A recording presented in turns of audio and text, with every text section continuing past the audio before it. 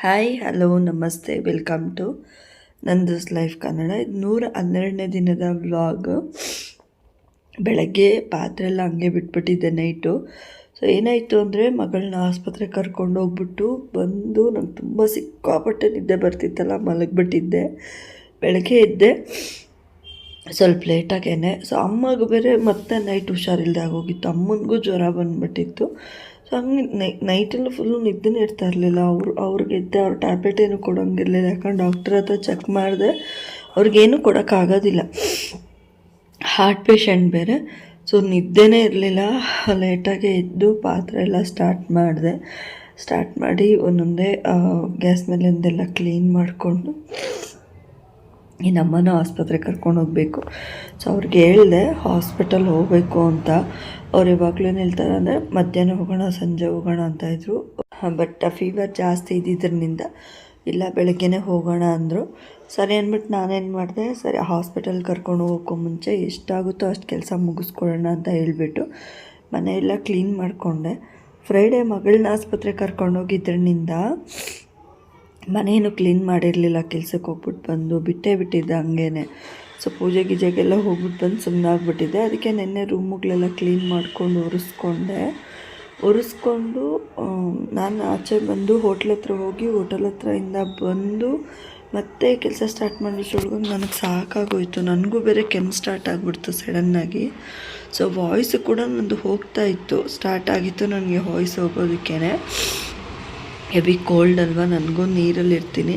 And ಇವರು ಅಮ್ಮಗೂ ಜ್ವರ, ಮಗಳಿಗೂ ಜ್ವರ, ಇವ್ರನ್ನೆಲ್ಲ ನಾನು ನೋಡ್ತಾ ಇರ್ತೀನಿ. ಅಂದರೆ ಮಗಳನ್ನ ಫುಲ್ಲು ಅದ್ಮಿ ಇಟ್ಕೊಳ್ಬೇಕು, ಅವಳಿಗೆ ಚಳಿ ಜಾಸ್ತಿ ಆಗುತ್ತೆ, ಅವಳ ಜೊತೆ ಮಲ್ಕೋತೀನಿ. ಹಂಗೆ ಅಮ್ಮನೂ ಫುಲ್ಲು ಶೋರ್ ಆಗ್ತಾಯಿರ್ತಾರೆ. ಅಮ್ಮನ ಕರ್ಕೊಂಬರೋದು, ಅಮ್ಮ ಜೊತೆನೇ ಇರ್ತೀನಲ್ಲ. ಆ್ಯಸ್ ಯೂಶ್ವಲ್ ನನಗೆ ಸ್ಪ್ರೆಡ್ ಆಗಿಬಿಡುತ್ತೆ. ಕೋಲ್ಡ್ ದಿನಗಳು ಬಂದಿದೆಯಾ ಅಂದರೆ ನನಗೆ ಯಪ್ಪ ಏನಕ್ಕಾದರೂ ಸೀಸನ್ ಸ್ಟಾರ್ಟ್ ಆಗುತ್ತೋ ಅನಿಸೋಷ್ಟು ನನ್ನ ಮನ್ಸಿಗೆ ಬೇಜಾರಾಗುತ್ತೆ. ಆ್ಯಂಡ್ ಹೆವಿ ಕೋಲ್ಡು ನನ್ನ ಕೈಗೆ ಆಗ್ತಾನೇ ಇಲ್ಲ ಅನ್ನೋಷ್ಟು ಮೂಗೆಲ್ಲ ಕಟ್ಕೊಳ್ಳೋದು, ಕೆಮ್ಮಿ ಗಂಟಲೆಲ್ಲ ನೋವು ಸ್ಟಾರ್ಟ್ ಆಗಿಬಿಡುತ್ತೆ. ರೂಮೆಲ್ಲ ಒರೆಸ್ಕೊಂಡೆ, ಬೆಚ್ಚಲ್ ತೊಳ್ಕೊತೀನಿ ಯಾವಾಗಲೂ. ನಾನು ಮನೆ ಒರೆಸೋಕ್ಕೂ ಮುಂಚೆ ರೂಮುಗಳು ಒರೆಸ್ಲಿ, ಹಾಲು ಒರೆಸ್ಲಿ, ನಾನು ಪಕ್ಕ ಮಾಡ್ತೀನಿ ಆ ಕೆಲಸನ. ನಂಗೆ ಮಾತಾಡೋಕ್ಕೂ ಕಷ್ಟ ಆಗ್ತಿತ್ತು. ಆದ್ರೂ ವೀಡಿಯೋಸ್ ಬಿಡಬಾರ್ದು, ಕಂಪಲ್ಸರಿ ಹಾಕಲೇಬೇಕು ಅನ್ನೋದೊಂದು ಛಲ ನನಗೆ. ನನ್ನ ಹೆಲ್ತ್ ಹೇಗಿದ್ದರೂ ಪರವಾಗಿಲ್ಲ ಅಂದ್ಬಿಟ್ಟು ನಾನು ವೀಡಿಯೋಸ್ನ ಮಾಡ್ತೀನಿ. ತುಂಬ ಕಷ್ಟ ಆಗ್ತಾ ಇರುತ್ತೆ. ಸೊ ಮಾತಾಡ್ತಾಯಿದ್ರೆ ಹೆಂಗಿದೆ ಅಂದರೆ ನನಗೆ ಇನ್ನೂ ತೊಗೊಂಡು ಹಾಕ್ಕೊಂಡು ಇದು ಮಾಡ್ದಂಗಿದೆ, ಅಷ್ಟು ನೋವಾಗ್ತಿದೆ, ಸಿಕ್ಕಾಪಟ್ಟೆ ನೋವಾಗ್ತಿದೆ. ಆಗ್ತಿಲ್ಲ, ಬಟ್ ಆದ್ರೂ ಏನೂ ಮಾಡೋಕ್ಕಾಗ್ತಿಲ್ಲ. ಇನ್ನು ದುಡ್ಡಿದ್ದಾಗ ಹೌ ಆರ್ ಯು ಅಂತಾರೆ, ದುಡ್ಡಿಲ್ಲದಿದ್ದಾಗ ಹೂ ಆರ್ ಯು ಅಂತಾರೆ. ಇದು ಎಷ್ಟು ನಿಜ ಅಲ್ವಾ? ನಮ್ಮ ಹತ್ರ ದುಡ್ಡಿದ್ದಾಗ ಹೇಗಿದೆಯಾ ಏನು ಅಂತೆಲ್ಲ ನಮ್ಮ ಹತ್ರ ಪ್ರತಿಯೊಬ್ಬರು ಬಂದು ಹೋಗ್ತಾರೆ. ನಮ್ಮ ಹತ್ರ ದುಡ್ಡೇ ಇಲ್ದಿರ್ಬೇಕಾದ್ರೆ ನೀನು ಯಾರು ಅಂತಲೇ ಕೇಳ್ತಾರೆ. ಎಷ್ಟು ವಿಚಿತ್ರ ನೋಡಿ, ಜನ ಜೀವನ ಎಲ್ಲ ಎಷ್ಟು ವಿಚಿತ್ರ ಅಲ್ವಾ? ನಿಜವಾಗ್ಲೂ ಕೆಲವೊಂದು ದೊಡ್ಡವರು ಮಾಡಿರೋ ಅಂಥ ಒಂದು ಇದು ಈಗ ನಮಗೆ ತುಂಬ ಹೆಲ್ಪ್ಫುಲ್ ಅನ್ನಿಸ್ತಾ ಇದೆ. ಅದು ನನಗಂತೂ ನಿಜವಾಗ್ಲೂ ಅದು ನಿಜಾನೇ ಅವ್ರು ಮಾಡಿರೋದು ಅಂತ ಅನ್ನಿಸ್ತಿದೆ. ನನ್ನ ಜೀವನದಲ್ಲಿ ಯಾರ್ಯಾರು ಹೋದರೂ ಎಂಬುದು ಮುಖ್ಯವಲ್ಲ, ಕಷ್ಟ ಕಾಲದಲ್ಲಿ ನಮ್ಮ ಜೊತೆ ಯಾರು ನಿಲ್ತಾರೆ ಅನ್ನೋದು ಅವಶ್ಯಕತೆ ಅಂತ. ರೈಟ್ ಅಲ್ವಾ ಇದು? ಜೀವನದಲ್ಲಿ ಯಾರ್ಯಾರು ಹೋದರು ಅನ್ನೋದು, ನಮ್ಮ ಜೀವನದಲ್ಲಿ ಯಾರ್ಯಾರು ಬಂದು ಹೋಗ್ತಾರೆ ಅನ್ನೋದು ಮ್ಯಾಟ್ರೇ ಆಗೋದಿಲ್ಲ. ಆ್ಯಂಡ್ ಅದೊಂದು ಇಂಪಾರ್ಟೆಂಟ್ ಕೂಡ ಆಗೋದಿಲ್ಲ. ನಮಗೆ ಕಷ್ಟ ಇದ್ದಾಗ ನಮ್ಮ ಜೀವನದಲ್ಲಿ ನಮಗೋಸ್ಕರ ನಿಂತವ್ರು ಯಾರು, ನಮಗೋಸ್ಕರ ಇರೋರು ಯಾರು, ನಮ್ಮ ಕಷ್ಟ ಸುಖನ ನೋಡಿದವ್ರು ಯಾರು, ಇದೇ ಅಲ್ವ ನಮ್ಗೆ ಬೇಕಾಗಿರೋದು. ಇದೊಂದಿನ ನಾವು ಅರ್ತ್ಕೋಬೇಕು. ಸೊ ಅವ್ರು ನಮ್ಮ ಲೈಫಲ್ಲಿ ಬಂದರು, ಇವ್ರು ನಮ್ಮ ಲೈಫಲ್ಲಿ ಬಂದರು, ಅರ್ಧಕ್ಕೆ ಬಿಟ್ಟು ಹೋಗ್ಬಿಟ್ರು ಅಂತ ಯೋಚನೆ ಮಾಡೋದಕ್ಕಿಂತ ನನಗೆ ಕಷ್ಟ ಅನ್ನಿಸ್ದಾಗ, ನನಗೆ ಇನ್ನೊಬ್ಬರ ಅವಶ್ಯಕತೆ ಇದೆ ಅನ್ನಿಸ್ದಾಗ ಯಾರ್ಯಾರು ಬಂದು ನನ್ನ ಜೊತೆ ನಿಂತ್ಕೊಂಡ್ರು, ಯಾರೆಲ್ಲ ನನ್ನ ಜೊತೆ ಇದ್ದರು, ಯಾರಿಗೆಲ್ಲ ನನ್ನ ಅಂಥವ್ರಿಗೆ ನಾನು ಅವ್ರ ಜೊತೆಯಾಗಿ ನಿಲ್ಲಬೇಕು ಅವ್ರಿಗೆ ಕಷ್ಟ ಬಂದಾಗ ಅನ್ನೋದು ನಮ್ಮ ಮೈಂಡಲ್ಲಿ ಇರಲೇಬೇಕು. ಇನ್ನು ಪಾತ್ರೆ ಎಲ್ಲ ಉಜ್ಜಿಬಿಟ್ಟು ಬಟ್ಟೆ ಒಗೆಯೋಣ ಅಂತೇಳಿ ಕೂತ್ಕೊಂಡೆ. ತುಂಬಾ ಇತ್ತು ಬಟ್ಟೆ. ಒಂದು ಟ್ರಿಪ್ ಆಲ್ರೆಡಿ ಜಾಲ್ಸ್ ಹಾಕಿದ್ದೆ, ಇನ್ನೊಂದು ಟ್ರಿಪ್ ಕೂತ್ಕೊಂಡೆ. ಜಾಲಿಸ್ಬಿಟ್ಟು ಹೋಗೋದು ಮತ್ತು ಎಲ್ಲ ನೀಟಾಗಿ ಜಾಲಿಸಿ ಆಚೆ ತೊಳೆಯೋಣ ಅಂದ್ಕೊಂಡು ಆಚೆ ತೊಳಿಲಿಲ್ಲ. ಅಡುಗೆ ಮಾತ್ರ ಏನು ಮಾಡೋದು ಅಂತ ಯೋಚನೆ ಮಾಡ್ತಿದ್ದೆ. ಇನ್ನು ಮೈದವರು ಅವ್ರಿಗೆ ಇದು ಕೊಡಬೇಕಾಗಿತ್ತಲ್ಲ ಚಪಾತಿ, ಏನು ಮಾಡೋದು ಅಂತ ಯೋಚನೆ ಮಾಡ್ತಾಯಿದ್ದೆ. ಇಷ್ಟಕ್ಕೇ ನನಗೆ ಸಿಕ್ಕಾಪಟ್ಟೆ ಪೇಯ್ನ್ ಸ್ಟಾರ್ಟ್ ಆಗಿಬಿಡ್ತು, ಸೊಂಟ ನೋವು ಎಲ್ಲ. ನೀರಲ್ಲೇ ಇರೋದ್ರಿಂದ ಸಂಜೆ ನೈಟು ಟೈಮಿಂಗ್ ಇರೋದಿಲ್ಲ ನಮಗೆ ಹೋಟ್ಲ್ ಕೆಲಸಗಳವ್ರಿಗೆ. ಯಾರೂ ಜೊತೇಲಿ ಇಲ್ಲದೆ ಇರೋದ್ರಿಂದ ನಾವೇ ನಮ್ಮ ಕೆಲಸಗಳು ಮಾಡ್ಕೊಬೇಕಲ್ವ. ನಮಗೇನಂತ ಇದು ಅನ್ನಿಸ್ತಾ ಇರೋದಿಲ್ಲ, ಬಟ್ ಆದರೂ ಬೇಸಿಗೆ ಕಾಲದಲ್ಲಿ ಹೆಂಗೋ ನಡೆದೋಗ್ಬಿಡುತ್ತೆ. ಇಂಥ ಕಾಲದಲ್ಲಿ ಅದೆಂಥ ಚಳಿ ಮಳೆ ವೆದರ್ ಚೇಂಜ್ ಆಗ್ತಾ ಇರುತ್ತಲ್ಲ, ನಮ್ಮ ಹೆಲ್ತು ಕೂಡ ಹಾಗೆ ಕೈ ಕೊಡ್ತಾ ಇರುತ್ತೆ. ಬಟ್ ಏನು ಮಾಡೋಕ್ಕಾಗೋದಿಲ್ಲ. ಸೊ ಇನ್ನು ಇಲ್ಲೆಲ್ಲ ತೊಳೆದು ಜಾಲಿಸಿ ಹಾಕಿಬಿಟ್ಟು ಒಳಗಡೆ ಹೋದೆ. ಡ್ರೆಸ್ ಮಾತ್ರ ಚೇಂಜ್ ಮಾಡಿದೆ. ಡ್ರೆಸ್ ಚೇಂಜ್ ಮಾಡಿ ಕೈಕಾಲು ಮುಖ ಎಲ್ಲ ತೊಳ್ಕೊಂಡು ತಲೆ ಬಚ್ಕೊಂಡು ಅಡುಗೆ ಮಾಡೋಣ ಅಂತ. ಅಕ್ಕಿ ಇಡಬೇಕಾಗಿತ್ತು. ಸ್ವಲ್ಪ ಹಾಗಲಕಾಯಿ ಇತ್ತು, ಸ್ವಲ್ಪ ತೇವ ಇತ್ತು. ಅದನ್ನು ಒಲೆ ಮೇಲೆ ಹಾಕ್ಬಿಟ್ಟು ಚೆನ್ನಾಗಿ ಫ್ರೈ ಮಾಡಿಕೊಂಡೆ.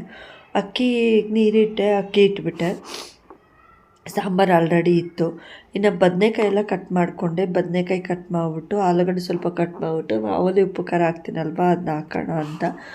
ನನಗೆ ಈ ಪಲ್ಯಗಳಲ್ಲಿ ಅನ್ನ ಮಿಕ್ಸ್ ಮಾಡ್ಕೊಂಡು ತಿನ್ನೋದು ತುಂಬ ಇಷ್ಟ. ಅದು ಏನೇ ಪಲ್ಯ ಆಗಿರ್ಬೋದು, ಬದನೆಕಾಯಿ ಪಲ್ಯ ಆಗಿರ್ಬೋದು, ಆಲೂಗಡ್ಡೆ ಪಲ್ಯ ಆಗಿರ್ಬೋದು, ಹೀರೆಕಾಯಿ ಪಲ್ಯ ಆಗಿರ್ಬೋದು, ಇಲ್ಲ ಹಾಗಲಕಾಯಿ ಪಲ್ಯ ಆಗಿರ್ಬೋದು, ನಂಗೆ ತುಂಬ ಇಷ್ಟ.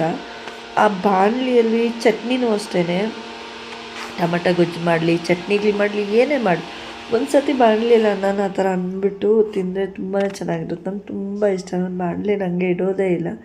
ಅನ್ನ ಇಲ್ಲಾಂದ್ರೂ ವೆಯ್ಟ್ ಮಾಡ್ತೀನಿ. ಅನ್ನ ಆಗೋವರೆಗೂ ವೆಯ್ಟ್ ಮಾಡಿ ಅನ್ನನ ಆಮೇಲೆ ಕಲಸಿ ತಿನ್ನೋದು ನನಗದೊಂದು ತುಂಬ ಇಷ್ಟ. ಸೊ ಇನ್ನು ಚಪಾತಿ ಮಾಡಬೇಕಾಗಿತ್ತು. ಚಪಾತಿ ಕಲಿಸ್ಕೊಂಡೆ, ಅಕ್ಕಿ ಇಟ್ಟೆ, ಪಲ್ಯ ಮಾಡಿದೆ, ಸಾಂಬಾರು ಕಾಯಿಸಿದೆ. ಇನ್ನು ಒಂದು ಟ್ರಿಪ್ ಆಲ್ರೆಡಿ ಪಾತ್ರೆನೂ ಉಜ್ಕೊಂಡ್ಬಿಟ್ಟಿದ್ದೆ. ಇನ್ನೊಂದು ಟ್ರಿಪ್ ಉಜ್ಕೊಳ್ಳೋಣ ಅನ್ನೋಷ್ಟರೊಳಗೆ ನನಗೆ ಸಾಕಾಯಿತು. ಊಟ ಮಾಡಿದ್ದಷ್ಟೇ ಎಲ್ಲ ಎತ್ತಂದತ್ತು ಬಿಟ್ಬಿಟ್ಟು ಹೋಗಿ ಮಲ್ಗೋಣ ಅಂತೇಳಿ ಮಲಗಿ ಬೆಳಗ್ಗೆಗೆ ಮಾಡ್ಕೊಳ್ಳೋಣ ಅಂತೇಳಿ ಸ್ಟಾರ್ಟ್ ಮಾಡ್ಕೊಂಡಿದ್ದು ಕೆಲಸನ. ಸೊ ತುಂಬ ಕಷ್ಟಪಟ್ಟು ವಿಡಿಯೋಸ್ನ ಮಾಡ್ತಾಯಿರ್ತೀನಿ. ಆ್ಯಸ್ ಯೂಶುವಲ್ ಎಲ್ಲರಿಗೂ ಗೊತ್ತಿರುತ್ತಲ್ಲ, ಒಂದಿನ ಕೂಡ ನಾನು ವೀಡಿಯೋಸ್ನ ಮಿಸ್ ಮಾಡ್ಕೊಳ್ಳೋದಿಲ್ಲ. ಅಂದರೆ ಡೈಲಿ ರೊಟೀನ್ ನಾನು ಸ್ಟಾರ್ಟ್ ಮಾಡಿರ್ತೀನಿ. ಸೊ ಅಮ್ಮನಿಗೆ ಊಟ ಬೇಡ ಅಂದರೂ ಅದಕ್ಕೆ ರವೆ ಗಂಜಿ ಮಾಡಿದೆ. ಅವರು ಸ್ವಲ್ಪ ಕುಡಿತಾರೆ ಅಂತ. ಅವ್ರಿಗೆ ವಾಮಿಟ್ ಜಾಸ್ತಿ ಆಗ್ತಾನೆ ಇತ್ತು, ಕಫ ಜಾಸ್ತಿ ಇತ್ತು. ನೀರು ಕುಡೀಲಿ, ಟೀ ಕುಡೀಲಿ, ಜ್ಯೂಸ್ ಇದು ಗಂಜಿ ಕುಡೀಲಿ, ವಾಮಿಟ್ ಜಾಸ್ತಿ ಆಗಿತ್ತು. ಸುಸ್ತಾಗೋಗಿದ್ರು. ಆಲ್ರೆಡಿ 3-4 ಜೊತೆ ಬಟ್ಟೆ ಕೂಡ ಬದಲಾಯಿಸ್ಬಿಟ್ಟಿದ್ದಾರೆ. ಬಟ್ ಏನೂ ಮಾಡೋಕ್ಕಾಗೋದಿಲ್ಲ. ಗಂಜಿ ಮಾಡಿಬಿಟ್ಟು ಕೊಟ್ಟೆ. ನನ್ನ ಮಗಳಿಗೆ ಹೇಳಿದೆ ನೋಡ್ಕೊ ಅಂತ. ಸೊ ಅವ್ರ ಜೊತೆ ಇದು ಮತ್ತೆ ಅವಳಿಗೆ ಫೀವರ್ ಸ್ಟಾರ್ಟ್ ಆಗೋಯ್ತಾ. ನನಗಂತೂ ನಿಜವಾಗ್ಲೂ ಅವರಿಬ್ಬರೂ ಚೆನ್ನಾಗಿದ್ರೆ ಸಾಕು ಅನ್ಕೊತಾ ಇರೋದಕ್ಕೂ ಅವರಿಬ್ಬರಿಗೂ ಆಗ್ತಾ ಇರೋದಕ್ಕೂ ಸಿಕ್ಕಾಪಟ್ಟೆ ಬೇಜಾರಾಗ್ತಾ ಇರುತ್ತೆ.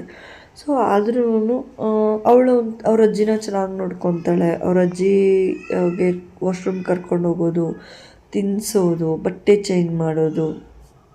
ಅಜ್ಜಿ ಮೊಮ್ಮಗಳ ಬಾಂಡಿಂಗ್ ತುಂಬಾ ಚೆನ್ನಾಗಿದೆ. ಒಬ್ಬರನ್ನ ಬಿಟ್ಟು ಒಬ್ರು ಇರೋದಿಲ್ಲ. ನಾನು ಪ್ರೀವಿಯಸ್ ವೀಡಿಯೋಸಲ್ಲಿ ನೋಡಿರ್ಬೋದು. ಅವ್ರ ಅಜ್ಜಿನ ತುಂಬ ರೇಗಿಸೋದು, ಆಟ ಆಡಿಸೋದು, ಅವ್ರ ಅಜ್ಜಿ ಜೊತೆನೇ ಇರೋದು. ಅವ್ರ ಅಜ್ಜಿ ಜೊತೆನೇ ಇರ್ತಾಳೆ ಜಾಸ್ತಿ. ನಮ್ಮ ಜೊತೆ ಕೂಡ ಜಾಸ್ತಿ ಕನೆಕ್ಟ್ ಆಗೋಲ್ಲ. ಅವ್ರ ಅಜ್ಜಿ ಜೊತೆ ಕನೆಕ್ಟ್ ಆಗ್ತಾಳೆ. ಅದೊಂಥರ ನನಗೆ ಖುಷಿ, ಸಮಾಧಾನ. ಇವಾಗ ಮೊಮ್ಮಗಳು ಏನೇ ಮಾಡಲಿ, ಗದರ್ಲಿ, ಕಿರ್ಚಲಿ, ಅವ್ರ ಅಜ್ಜಿಗೆ ಬೇಜಾರಂತೂ ಆಗೋಲ್ಲ. ನಾವು ಯಾರಾದರೂ ಮಾಡಿದ್ರೆ ಜೋರಾಗಿ ಗದರ್ಕೊತಾರೆ, ನನ್ನ ಎಷ್ಟು ಕೀಳಾಗಿ ನೋಡ್ತೀರಾ ಅಂತ. ಮೊಮ್ಮಕ್ಕಳು ಏನೇ ಅನ್ನಲಿ, ಏನೇ ಮಾತಾಡಲಿ, ಅವ್ರಿಗೇನೂ ಅನಿಸೋದೇ ಇಲ್ಲ. ಸೊ ಅವರಿಬ್ಬರು ಚೆನ್ನಾಗೇ ಇದ್ದಾರೆ. ಅಮ್ಮಂಗೇನಾದ್ರೂ ಇವಳೇ ಎಲ್ಲ ನೋಡ್ಕೋತಾರೆ, ಇವಳಿಗೇನಾದರೆ ಅವರೇ ನೋಡ್ಕೋತಾರೆ. ಸೊ ಇದೊಂಥರ ಖುಷಿ. ಇನ್ನು ಯಾರೆಲ್ಲ ನನ್ನ ಚಾನಲ್ನ ಸಬ್ಸ್ಕ್ರೈಬ್ ಮಾಡ್ಕೊಂಡಿಲ್ಲ, ದಯವಿಟ್ಟು ಸಬ್ಸ್ಕ್ರೈಬ್ ಮಾಡ್ಕೊಳ್ಳಿ. ಹಾಗೆ ಪಕ್ಕದಲ್ಲಿರೋ ಬೆಲ್ ಬಟನ್ನ ಕ್ಲಿಕ್ ಮಾಡಿ. ನಾನು ಹಾಕೋಂಥ ವೀಡಿಯೋಸ್ ನಿಮಗೆ ಬರುತ್ತೆ. ಹಾಗೆ ಲೈಕ್ ಮಾಡೋದನ್ನ ಮರಿಬೇಡಿ. ನೀವು ಮಾಡೋ ಲೈಕ್ ನನಗೆ ಹೊಸ ವೀಡಿಯೋಸ್ ಮಾಡೋದಕ್ಕೆ ಮೋಟಿವೇಶನ್ ಸಿಗ್ದಂಗೆ ಆಗುತ್ತೆ. ದಯವಿಟ್ಟು ಪೂರ್ತಿ ವೀಡಿಯೋಸ್ನ ನೋಡಿ. ನಂಗೆ ಹುಷಾರಿಲ್ಲ ಅಂದ್ರೂ, ನನ್ನ ಕೈಯಲ್ಲಿ ಆಗ್ತಿಲ್ಲ ಅಂದರೂ ಕೂಡ ಡೈಲಿ ರೊಟೀನ್ನ ಶೇರ್ ಮಾಡ್ತಾನೆ ಇರ್ತೀನಿ. ಪ್ಲೀಸ್ ರಿಕ್ವೆಸ್ಟ್ ಮಾಡಿ ಬೇಡ್ಕೋತಾ ಇದ್ದೀನಿ, ದಯವಿಟ್ಟು ಪೂರ್ತಿ ವೀಡಿಯೋಸ್ನ ನೋಡಿ. ಎಸ್ಸೆ ನನಗೆ ತುಂಬ ಕಮ್ಮಿ ಬರ್ತಾಯಿದೆ, ತುಂಬ ಬೇಜಾರು ಕೂಡ ಆಗುತ್ತೆ. ಚಪಾತಿ ಎಲ್ಲ ಮಾಡಿದ್ದಾಯಿತು, ಇನ್ನು ಅಡುಗೆ ಮನೆಯೆಲ್ಲ ಕ್ಲೀನ್ ಮಾಡಿಬಿಟ್ಟು ಹೋಗಿ ಊಟ ಮಾಡ್ಬಿಟ್ಟು ಮಲ್ಕೋತೀನಿ. ಇಷ್ಟೇ ಇವತ್ತಿನ ರೊಟೀನ್. ಇನ್ನು ಯಾರೆಲ್ಲ ಚಾನಲ್ನ ಸಬ್ಸ್ಕ್ರೈಬ್ ಮಾಡ್ಕೊಂಡಿದ್ದೆ ಅಂದರೆ ದಯವಿಟ್ಟು ಸಬ್ಸ್ಕ್ರೈಬ್ ಮಾಡ್ಕೊಳ್ಳಿ. ಹಾಗೆ ಡೈಲಿ ರೊಟೀನ್ಗೋಸ್ಕರ ನೀವು ವೀಡಿಯೋಸ್ನ ಫಾಲೋ ಮಾಡ್ತಾಯಿರಿ ಅಂತ ಕೇಳ್ಕೊಳ್ತಾ ಈ ಬ್ಲಾಗ್ನ ಇಲ್ಲಿಗೆ ಮುಗಿಸ್ತಾ ಇದ್ದೀನಿ. Thank you so much. Love you all.